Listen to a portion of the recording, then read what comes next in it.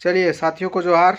और आप सभी का जो क्वेश्चन आ रहा था, बहुत सारे फ़ोन कर रहे थे, बहुत सारे मैसेजेज आ रहे थे कि सर कितना पिटिशनर हुआ बताइए कुछ, और कोर्ट की कार्रवाई के बारे में भी बताइए, और क्या चल रहा है आंदोलन का, क्या इम्पैक्ट क्या हुआ, ये सारी चीज़ें को लेकर के आज हम आपसे बात करने वाले हैं।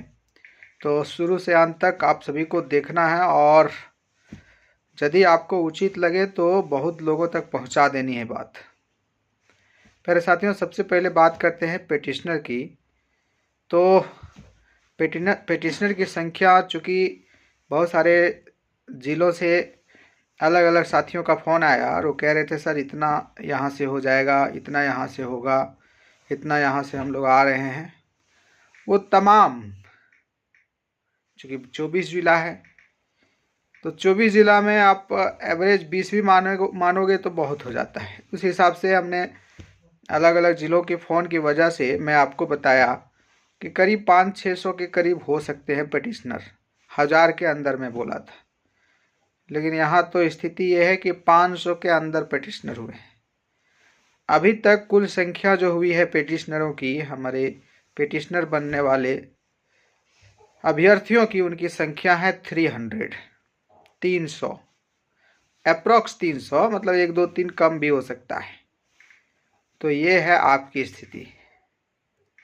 इसका क्या इम्पैक्ट होगा मैं बाद में चर्चा करूंगा, लेकिन सबसे पहले दूसरा जो मैं क्वेश्चन किया था कि कोर्ट में क्या होगा। तो कोर्ट में जो हम अपेक्षित पिटिशनर का ख्वाहिश लेकर के चले थे, एक दिमाग में रोड मैप लेकर के चले थे, वो तो पूरा नहीं हुआ। और इस चीज़ का जिक्र हमारे माननीय वकील जी ने भी कहा। हम लोग को तो बोला गया इतना ही कि इस धरती में यदि कोई सबसे बड़ा मूर्ख होगा तो आप लोग हैं। इसलिए आप लोग मूर्ख हैं क्योंकि जो लोग का जीवन तबाह हो गया, जो लोगों का अधिकार खत्म हो गया, जो लोगों का जेएसएससी सीजीएल हो या अन्य एग्जामों में जाने का सपना सिर्फ और सिर्फ सपना रह गया, उन लोगों को यदि आपके इस लड़ाई से मतलब नहीं है, और ये आपके लड़ाई नहीं उनके लड़ाई है, तो आप क्यों लड़ने के लिए आगे आए। तो खैर, गुस्सा जब कोई होता है तो वो तो बात बोलता ही है। लेकिन हम लोगों को भी लगा कि माननीय वकील जी का ये कथन जो है, बिल्कुल स्टेटमेंट जो है हमारे लिए ठीक ही है कि हम लोग आज हर तरीके से चारों तरफ से आह्वान करके भी यदि 1000 स्टूडेंट को जुगाड़ नहीं कर पाए, जुटा पाए पिटिशनर के लिए, तो हमारी लड़ाई सच में बहुत कमज़ोर है। और ऐसा लग रहा है जैसे लड़ाई से सिर्फ हमें मतलब है, आपको कोई मतलब नहीं है। वो क्लियर बोले कि जब परिस्थितियां अनुकूल ना रहे, जब किस्मत अनुकूल ना रहे, उस दौरान भी यदि हमारे साथ ऐसे देखने को मिले कि लोग भी हमारे साथ जो खड़े थे वो पीछे हट गए हैं, तो ऐसे में बुद्धिमानी यही होता है। और एक डार्विन सिद्धांत देके गए, सर्वाइवल ऑफ फिटेस्ट। यदि आप सर्वाइव करना चाहते हो तो अपने परिस्थितियां के अनुकूल ढल जाओ, अदरवाइज मारे जाओगे। परिस्थितियां कह रही थी कि भाई जो लड़ने वाले, जिसका भविष्य तबाह है, जिनका ज़िंदगी खराब हो, वो आगे आ ही नहीं रहे हैं, तो आप क्यों आगे जा रहे हो, विथड्रॉ कर लो, छोड़ो जाने। तो सबका यदि यही सोच है कि यार देखा जाएगा, किस्मत में है ये नहीं था, देखा जाएगा, हम क्या कर सकते हैं, अगला कुछ कर देगा। तो इस प्रकार के जो आपके माइंड में क्वेश्चन आता होगा, मैं उन साथियों की बात नहीं कर रहा हूं जो हमारे साथ निरंतर खड़े हैं, निरंतर आगे आकर के सपोर्ट कर रहे हैं, निरंतर अपने अधिकार की लड़ाई में हमारी सहयोग कर रहे हैं। उनको मैं छोड़ करके बाकी लोगों से मैं कह रहा हूं कि आपने साबित कर दिया कि आपकी स्थिति झारखंड में क्या है। आपने साबित कर दिया कि अपने अधिकारों के लिए आप कितना हद तक लड़ाई लड़ सकते हैं। आपने साबित कर दिया कि आपके अंदर कितनी यूनिटी है। आपने साबित कर दिया कि कुछ लोगों की भक्ति के चक्कर में अपना सब कुछ बर्बाद भी करना पड़े तो करेंगे। खैर, आज इस मैटर को लेकर के ये पिटिशनर के मैटर को लेकर के जो हम लोगों को सुनना पड़ा, वो हम लोग उस चीज़ को एहसास कर रहे हैं। डेफिनेटली यदि कोई भी वकील बिना पैसा का आपका लड़ दे रहा है, बहुत कम फी में, आपके बिना पैसा मतलब बहुत कम फी में लड़ दे रहा है, और वो चाहता है आपको न्याय तक पहुंचाना, लेकिन आप उसके साथ देने के वजह से, उसके साथ देने के वजह आप उनसे दूरी बनाने लगते हैं, तो गुस्सा लाजमी है। खैर कोई नहीं, मेरा बात कितना भी कह लेंगे आपको लगेगा, कुछ भी लग सकता है, क्योंकि सच्चाई लगता तो ये स्थिति नहीं होती। खैर, दूसरा जो मुद्दा था कि कल कोर्ट में क्या होगा। कोर्ट में प्यारे साथियों, कोर्ट में बस इतना होगा कि हमारी जो केस है वो पूरी तरीके से वकील महोदय पर डिपेंड करेगा। वकील महोदय यदि कन्वेंस करवा पाते हैं माननीय जज को, और बता पाते हैं ये चीज़, सच्चाई का जो चीज़ें हैं उस चीज़ को एहसास दिला पाते हैं, माइंड में भर पाते हैं कि हाँ हम लोग सच्चाई के साथ लड़ रहे हैं, हमारे एविडेंस सच्चा है, हमारी मांग सच्ची है, हमारी जांच के लिए जो मांग रखी गई है वो सच्ची है, तो वो शायद इस विषय को लेकर के गंभीरता से विचार कर सकते हैं। अदरवाइज चूंकि जब मैं बताया था कि जब सत्ता परिवर्तन हो और सत्ता में पुनः दोबारा वही लोग आ जाएं जो उसके शासनकाल से संबंधित कुछ आरोपें हो, तो ये साइकोलॉजिकल होता है कि उस चीज़ को लेकर के चाहे जज हो चाहे कोई भी उतना सीरियस उस चीज़ को लेकर के नहीं लेते हैं। सीरियस तो होते हैं, लेकिन ये कहते हैं ना, एक कहते हैं 100%, 90%, तो 100% जो होता है उस प्रकार की सीरियसनेस नहीं होती है क्योंकि उनका एक दायित्व है, उनका एक कर्तव्य है, उनका एक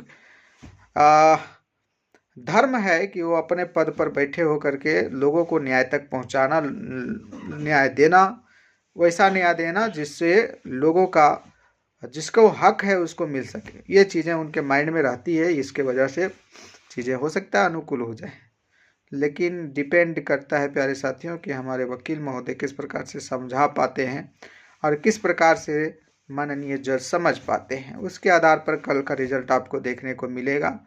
बहुत पॉजिटिव तो नहीं उम्मीद है, लेकिन हाँ हो सकता है कि एक आध तारीख और मिल जाए और थोड़ा सा हम लोगों को एक तरह से भरोसा, ढांढस मिल जाए। खैर कल हो जाएगा। तीसरा जो मुद्दा था जिस पर हम बात करने वाले थे कि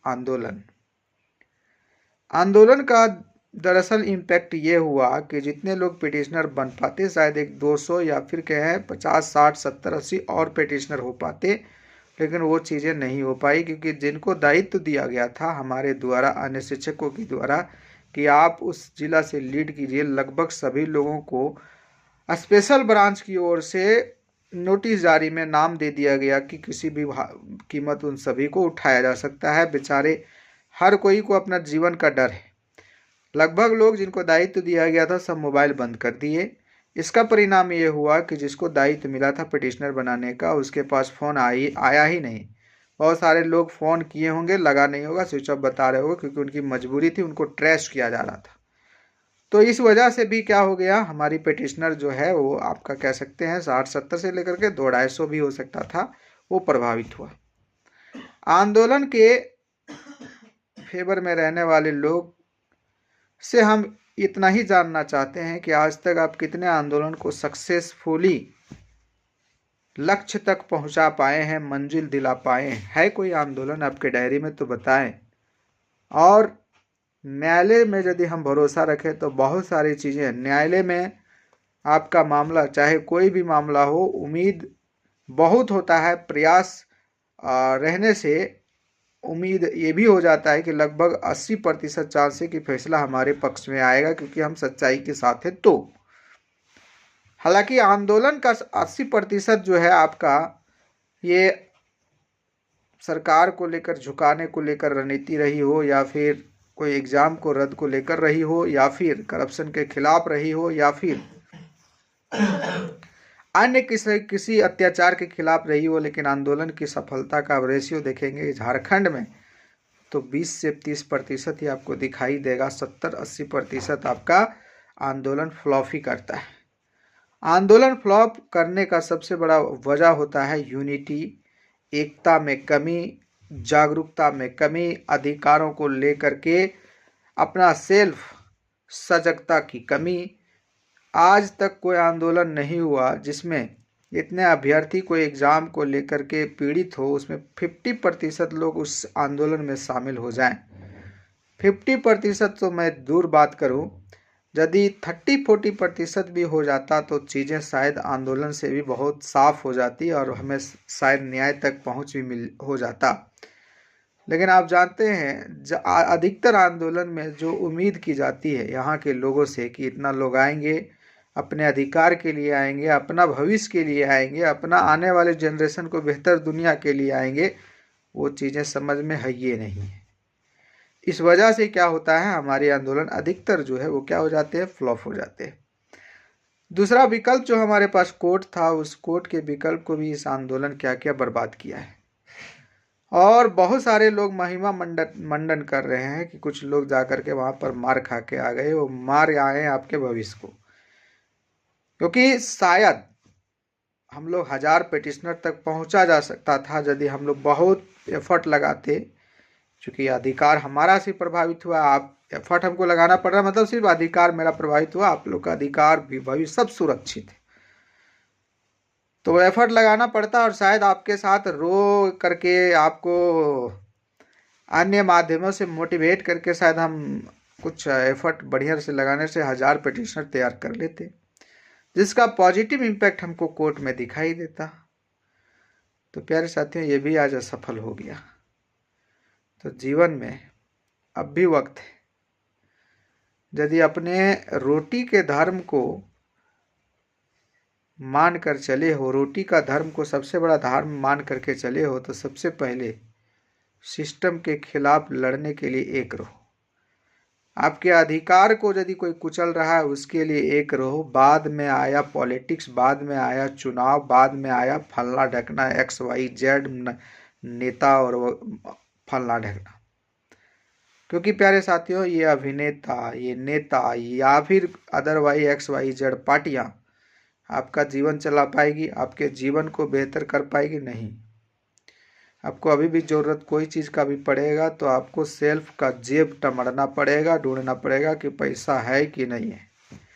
तो जब आपको अपने बलबूते जीना है, अपने बलबूते आपको पहचान बनानी है, अपने बलबूते ही आपका भविष्य है, अपना बलबूते ही आपका जीवन है, तो ये माइंड में कतई आना ही नहीं चाहिए था कि हम कोई जाति के लिए काम करें, कोई धर्म के लिए काम करें, कोई पार्टी के लिए काम करें।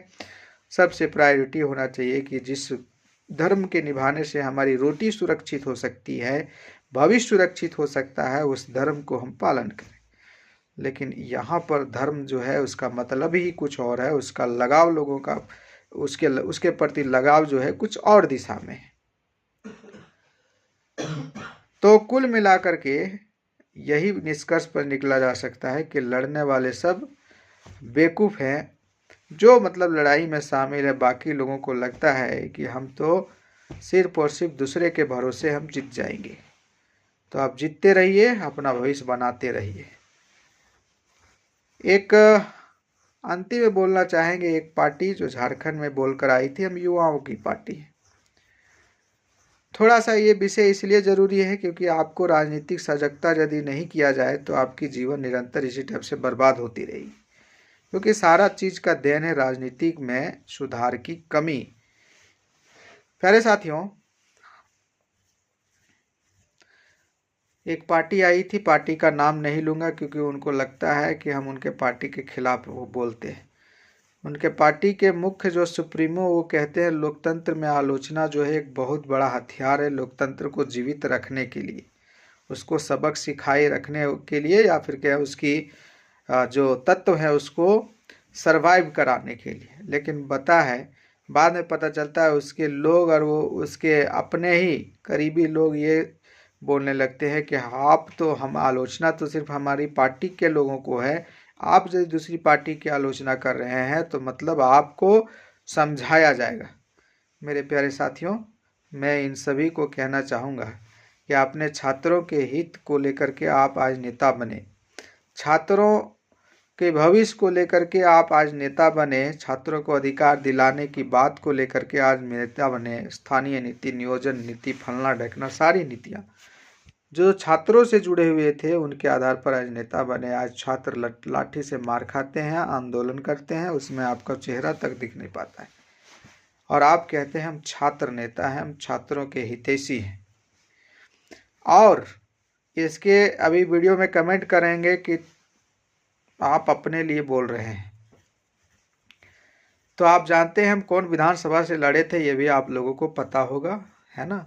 कौन पार्टी से लड़े हैं ये भी आपको पता होगा। इन लोगों को लगता है ये हैं वो हैं, उनके पार्टी के खिलाफ है, तुमको देख लेंगे, वो कर रहे। हम इन सभी से यही कहेंगे कि यदि तुमको हमको कुछ करने से यदि सीजीएल छात्रों का न्याय मिल जाएगा, सीजीएल रद्द हो जाती है तो चौराहा में बुला लेना, हम आ जाएंगे, जो करना होगा मेरे साथ कर लेना। लेकिन ये सीजीएल के छात्रों के भविष्य के साथ खिलवाड़ मत कीजिए, और भी हमारे स्टूडेंट के साथ खिलवाड़ मत कीजिए। अधिकतर जो मेहनती साथी हैं जिनका सिलेक्शन होना था उनका सिलेक्शन इस बार नहीं हुआ, ये हर कोई जान रहा है। कुछ अगला पगला काना बहरा सबका सिलेक्शन हुआ है। आप देख रहे होंगे जिसको मार्क्स तक पता नहीं कितना वो लाया। कुछ लोग तो बोल रहे हैं बस हो गया, अपने तरीके से पढ़े थे हो गया, है ना। तो ये एबिलिटी के आधार पर इस प्रकार के प्रतिभाशाली छात्रों का सिलेक्शन हुआ है, और इसको लेकर के हर कोई चिंतित भी है कि ऐसा लोगों का सिलेक्शन हो जाता है और हम लोग इतना मेहनत करते हैं और सब बाहर रहते। खैर कोई नहीं, चलता रहेगा। और मैं कहूँगा कि जो लोग सत्ता में हैं वो भी थोड़ा सा अपने राज्य के प्रति सोचें। आज यदि आपका सपना है राज्य को सबसे आगे ले जाने का, आज यदि आपका सपना है झारखंड को पिछड़ा से आगड़ा बनाने का, तो मेरे प्यारे सरकार और सिस्टम वाले साथियों, अफसरों, अधिकारियों, माँ बाप की श्रेणी में शामिल लोग सबको यही कहना चाहेंगे कि बिना युवाओं के कल्याण के क्या आपका यहाँ झारखंड का कल्याण हो सकता है। अब ऐसे लोगों को आप पावर में ला रहे हो, ऐसे लोगों को आप ज्वाइनिंग दे रहे हो जो किसी न किसी माध्यम से करप्शन की भूमिका में शामिल है, और उसको आप सिलेक्शन दोगे, उसको आप अधिकारी बनाओगे, तो वो हमारे देश के लिए, हमारे झारखंड राज्य के लिए कितना बेहतर करेंगे। आज झारखंड में तमाम संसाधन के बावजूद यदि ये झारखंड की स्थिति खराब है तो इसमें किसका कारण मानते हैं? कोई गरीब आदमी का, कोई पिछड़ा आदमी का, कोई यहाँ पर शोषित पीड़ित का आप कारण मानते हैं, या फिर यहाँ की सरकार, यहाँ की सिस्टम को मानते हैं? तो ऐसे सिस्टम में यदि आप भ्रष्ट लोगों को बैठाते रहेंगे तो हम कैसे कल्पना करेंगे कि मेरा झारखंड राज्य पिछड़ा से आगड़ा बन जाएगा। तो ये सपना संजोए हैं आप माननीय सिस्टम जी, माननीय सरकार जी। तो इसको धरातल पर उतारने के लिए भी ऐसे लोगों को आपको नियुक्त करना पड़ेगा जो इस सच में सपना लेकर के चल रहे हो कि झारखंड को हम आगे ले जाएंगे। ऐसे विचार रखने वाले लोगों का सिलेक्शन करना होगा। लेकिन दुर्भाग्य की स्थिति कुछ और है, कुछ और डायरेक्शन में हमारी चीज़ें जा रही है, और हम अपना गाड़ी को ले जाना चाहते हैं विकास के रास्ते पर। तो कैसे संभव है? दो डायरेक्शन में गाड़ी कैसे जा सकती है एक ही इंजन की? खैर कोई बात नहीं प्यारे साथियों, भरोसा रखना है आपके लिए। भले ही कुछ लोग लड़ रहे हैं लेकिन वो बड़ी ताकतवर हैं अपने एविडेंस के साथ। उम्मीद है कि हम लोग का किस्मत बड़ी ख़राब होते हुए भी लास्टली हम लोग का किस्मत ठीक होगा, परिस्थितियाँ अनुकूल होगी और हम लोग न्याय तक पहुँचेंगे। और यदि इस बार भी न्याय तक नहीं पहुँच पाए तो ये मान के चलिएगा कि कुछ नहीं, तो हम लोग को पता है कि यदि न्याय तक नहीं पहुँचेंगे तो फिर लास्ट में सारा गाज हम ही लोग पर गिरने वाला है कि नहीं ये लोग सिर्फ और सिर्फ झूठा अफवाह फैला रहे थे। तो कहते हैं लड़ाई के दौरान भी गाली, लड़ाई के शुरुआत से लेकर के दौरान तक गाली सुनो, अंजाम तक पहुंचने तक गाली सुनो। फेवर में आए तो भी ऐसा नहीं कि क्रेडिट हमें मिलेगा। कुछ लोग कहेंगे कि आंदोलन के कारण हम लोग जीते, है ना, ऐसे लोग भी मिलेंगे। और वकील के साथ क्या सुनना पड़ा है वो तो हम लोग जानते हैं। तो कुछ लोगों को लगेगा और उनको क्रेडिट भी देंगे। तो इस प्रकार से चीज़ें चलता रहेगी और हम लोग जो है अपने अधिकारों के लिए सड़क, चौकोट, फलना ढकना चक्कर लगाते रहेंगे। चलिए ठीक है, तो उम्मीद है आप लोग को सारी जवाब मिल गई होगी। अब अपने हिसाब से आप लोग तय कर लीजिए कि आपको किस प्रकार से जीना है, किस प्रकार से चलना है। बाकी कुछ लोग रहेंगे, जब तक रहेंगे तब तक अपने सिद्धांत के साथ चलेंगे, कभी परिवर्तन नहीं करेंगे। ऑल द बेस्ट, इंतज़ार करते हैं कल का, देखते हैं क्या होता है। चलिए जोहार।